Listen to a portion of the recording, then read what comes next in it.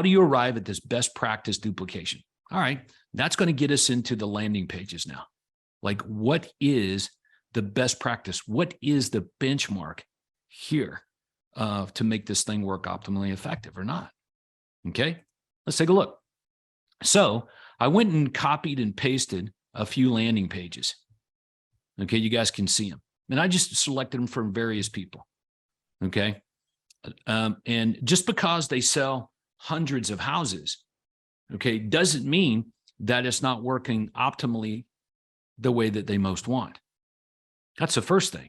So that's my next thing I would want. So if I was talking to someone who's selling hundreds of homes or 1,000 houses or whatever it is I most want to do, I would ask them a question: is that working the way that you most want it to? And their answer typically is no, it's not. Okay. So unless I have all the information, I probably won't do it. Now you know how I worked with Craig. Okay.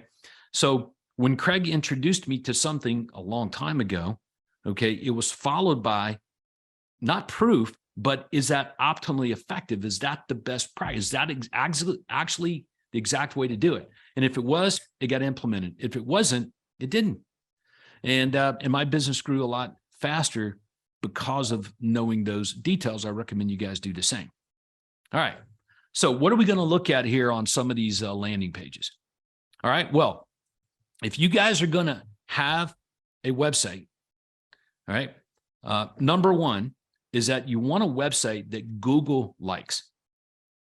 Okay. And that's just a very, very handful of checkboxes. Okay. But the vast majority of quote websites, they don't have that. Okay. They don't have it. So number one, I think you guys know it. You should own it. If you don't own it, if it's not portable, you can take it wherever you want to go. You don't own it.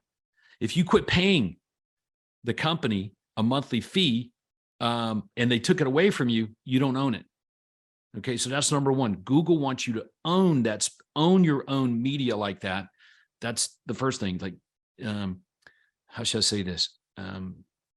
Google just doesn't like, what we call them templated. But when I say templated, you don't own it website. So what would that be? That would be like Commissions Inc. Okay. A Commissions Inc. website you don't own. Okay. Now, can you own a website, but somebody else own their own website and you can have same kind of content on it and it be considered not a template? The answer is, well, of course, it's not a template. You own that site. All right. But remember, the best websites on the planet pretty much all say the same things. That's why when you go to Google and you type in a search, you get a myriad of websites in the search result. And what do they all say? The same thing.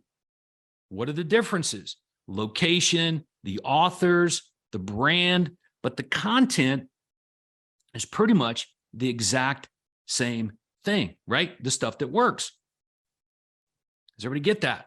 So, but all these blogs, all these websites, whatever I'm getting the information from is coming from somebody's own custom thing, but the content in there written by experts all says the same thing, right?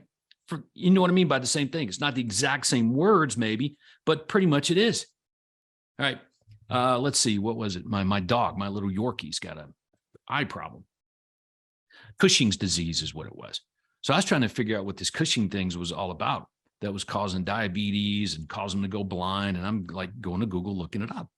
And when I go up there and like type in like Cushing's disease, life expectancy, Yorkies and all this stuff, I'm typing this stuff in. Guess what happened?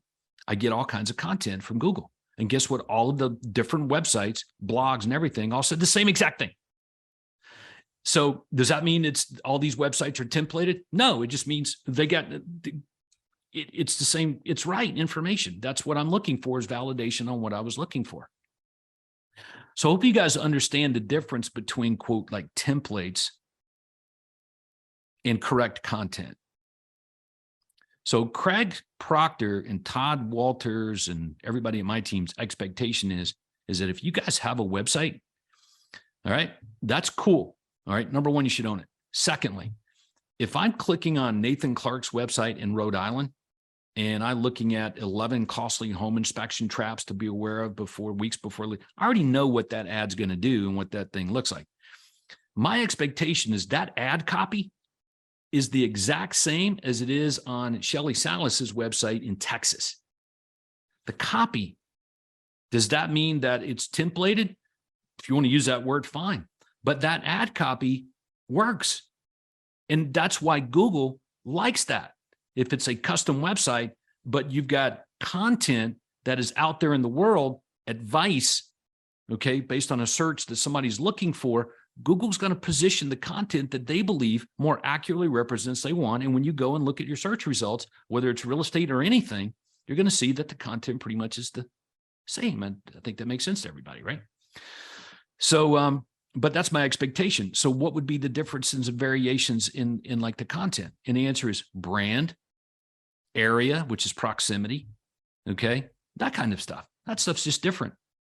That makes sense to me. The author of the content, which is the brand of the content, the location of it, geographically and all that kind of stuff are the things that just give it some separation.